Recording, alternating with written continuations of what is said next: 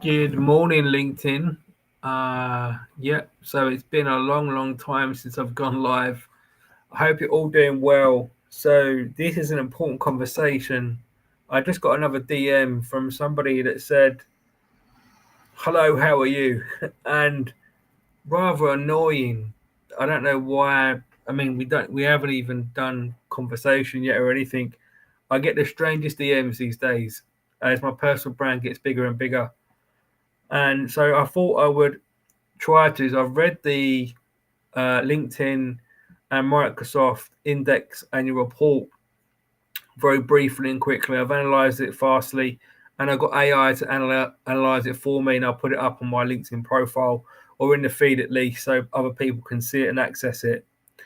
So this morning I'm going to cover three things. I'm probably going to go mid-level. So normally I try and keep these live talks. It's been a long time since I've done one. I can't remember when I've done one before. Previously, I do 15 minutes because the brain switches off after 15 minutes. But today I'm going to go a little bit slower, so it might be longer. But some of you will probably watch this on replay anyway. So I'll talk about three things in general. First of all, the alignment challenge, how to integrate AI with your business model. One of the things I picked up in the report is, and the data says this, that many people are bringing, the report says that people are bringing their own AI tools to work and they're using that, embedding that. Some of you are still trying to grasp the business model of AI and how you really, what's your AI business strategy? And I've written about this quite a few times now. Normally, I'd say to people, look, start off with tier one Gen AI applications. So tier one is basically your ChatGPT, although you can integrate with other things into your business. Okay, so your marketing team, for instance, might use it to generate images. That's a basic concept. Tier two and tier three, and this is HBR research. Tier two, if I remember rightly, is where you use your data. Tier three is slightly more in depth, where you use more specialized data, but double check that with HBR. But the basis is that the stronger the tier of the AI, when you embed you use your data, the more advanced it gets. But some people are saying, okay, right, AI is going to take over my job. I'm worried. Some people are jumping into it. Some people are not. Some people are skeptical. And it's really the alignment problem. And this is not the right book I've got in front of me, but I've got, I read quite a lot of AI books. This is a good one. I need to get back into this. The alignment problem goes back to how can we share human values with AI? How do we put human values into AI? And OpenAI are doing a relatively good job at trying to identify and create AGI. That's good. But in your business model, what really matters? Like for me, for instance, my new job as a thought leader and AI researcher is independent one. I don't, I own my own publications. That's why I'm hopefully getting investment for link there. And that should go ahead, hopefully. And that's fantastic. So I don't need to write for other magazines. I've got my own. So my job as a thought leader has become so much more easier because more often than not, I do write fresh articles on my own, but I use AI in a way that it mixes things up. So I can analyze videos. I've analyzed the Microsoft Index work report. It done it for me very quickly. I gave it an AI prompt, and that works really well. And I think a lot of people are struggling. What, as the CEO of LinkedIn have said, it's a new AI task culture. So your work job or your job is now different tasks. So all we're doing basically, remember, most of these large language models are based on word embedding system. So this is not the most joyful video talk. It's quite straight and boring because I find it very normal because I've been doing this for over a year now. And my integration into the AI world as a thought leader, it's just made my job so much more easier. Does it make it? I think some of the fundamentals are it's taken away some of our creativity, even though that people are saying, okay, I still want, and I think there is a danger there because part of the alignment challenge is, okay, AI is going to do your job to a certain degree. What about your human emotional intelligence? Because as Sam Altman says in one interview, and I've written about this before, it will take away some part of that because we're getting to a stage, and Elon Musk is absolutely on the money on this, where one day in some countries, not everyone's going to adopt this, maybe slowly, we'll all get universal payments because AI is doing our task for us. There are some industries that it won't. Obviously, you're still going to need an electrician, maybe a plumber. In the years to come, whether they'll be replaced by AI robots, I don't know. But the alignment challenge is within your business model. You need to find ways. Okay, how much do I invest in this? And it's the market worth like anything. So you assess a couple of principles: where you are in the market, where do you want to go, how you're going to get there.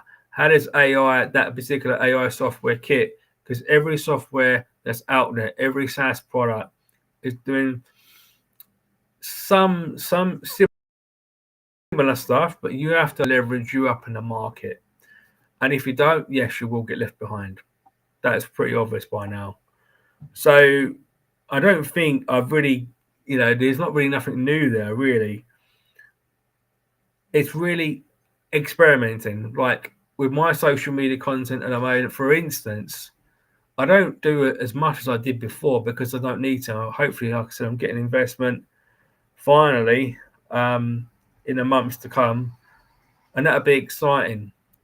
So I'm building more AI on top of AI, even though LinkedIn itself has got a new AI integration model, and some of the features are good. Some of them, the report says that more and more people are using the AI and LinkedIn Learning to leverage their own learning per se. I don't think it's that great, but I don't tap into LinkedIn Learning no more because I have my own research. I don't find the new model that intriguing. Some features on LinkedIn are going to really help my own Linkverse a lot, but the platform hasn't really changed that much, I don't think. So you have to leave that to you. Anyway, moving on to human AI synergy, strategies for leveraging AI to enhance rather than replace human interactions on LinkedIn. So this goes back to my original why I wanted to do this live talk today. So I got a DM from someone and it says, "Hello, how are you?" And I often get these funny, peculiar DMs. Like a short sentence about what I'm doing, and it's like I've never really interacted with them ever. I either get that or a long-winded pitch that says, "We are the world's best SEO providers." And I'm thinking to myself, have you woken up to the idea? Number one, I ain't got time to read your long email. It puts me off. I don't want to work with you. Not no disrespect, but I don't like getting pitched at. I'll be honest. And because they're just so awful on LinkedIn, the DMs I get are just, some of them are ludicrous, some of them are weird, and I think since I've been on a platform for over 13 years, my job as a thought leader is to put out the best advice. And now, obviously, with Linkverse and building this analytics, I'll be a tech leader. Hopefully, that'll be quite stressful, I think, but I embrace it as I can. Is to provide good advice out, but with AI, a lot of people are trying to automate their workloads, which is a dangerous point. Rather than Microsoft doing a pretty good job in branding the Copilot system. However, particularly on LinkedIn, if you're going to make more, which leads on to my eventually AI talent situation, if you're going to still build connections, human connections here on LinkedIn, okay, and you know how to use most of the generative AI, ChatGPT being the main model, other models, Claude, etc. They're just large language models. There's other bits of kit out there that can do different stuff for you. You still got to remain, my advice is to still remain as human as possible. So if you're sending someone a DM, make sure you're sending it. Even though there is a tendency to say, all right, can AI look at this? I mean, I do I mean, my articles are either me writing it and AI checks it, or I mix it up between myself and AI, or sometimes complete AI. So it depends on timing because I own a lot of publications and I'm fine tuning the system so I put out the right content at the right time.